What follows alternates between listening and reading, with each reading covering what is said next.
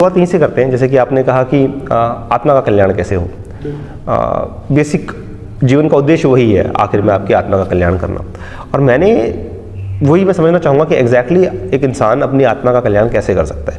जो अभी तक जो भी मेरी लिमिटेड समझ रही वो ये रही कि जीवन में अच्छे कर्म करो तो आपको स्वर्ग मिलेगा, और वो एसेंशियली वही आपका गोल है। एसेंशियली आपको स्वर्ग मिल जाएगा, आपकी आत्मा का कल्याण हो जाएगा या आपको मुक्ति मिल जाएगी, और वही जीवन का लक्ष्य है।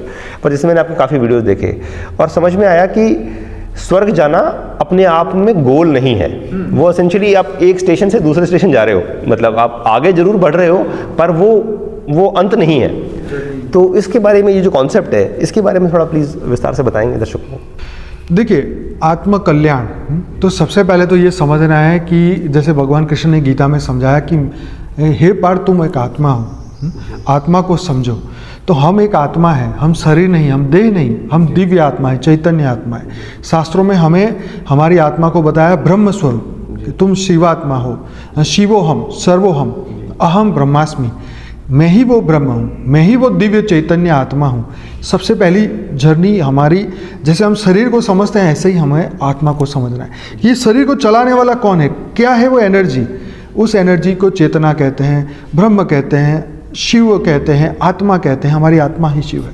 तो ये सबसे पहला बेसिक कंसेप्ट समझना है कि मैं एक दिव्य आत्मा हूँ, मैं जीवात्मा नहीं, मैं चैतन्य आत्मा हूँ, परम आत्मा हूँ। अपने आप को ये समझना कि मेरा अंतिम गोल क्या है, और उस गोल तक पहुँचने के लिए हम जो जर्नी करते हैं, राइट, सोल जर्नी जो हम कर रहे हैं, तो ये हमें समझते कि मैं एक आत्मा हूँ और आत्मा सो परमात्मा कहते हैं। तो आत्मा से परमात्मा तक बनने की ये जर्नी है। हमारा जो मूल स्वरूप है सत्य चित्त आनंद स्वरूप, जो हमारा स्वरूप था, जो परम प्रकाश का स्वरूप था, उसके बारे में हम सब कुछ भूल चुके हैं।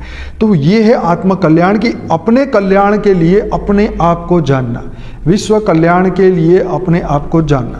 क्योंकि जब तक हम जानेंगे नहीं तब तक हम जीवात्मा बने रहेंगे, जो सुख और दुख भोगता रहता है और उसी में आनंद लेता रहता है। इसलिए आत्म जागृति हमारा अभियान है कि अपने आप को जानो, मैं कौन हूँ, कहाँ से आया हूँ, क्यों आया हूँ, जीवन का लक्ष्य क्या है, हम क्यों धरती पर फंस चुके हैं।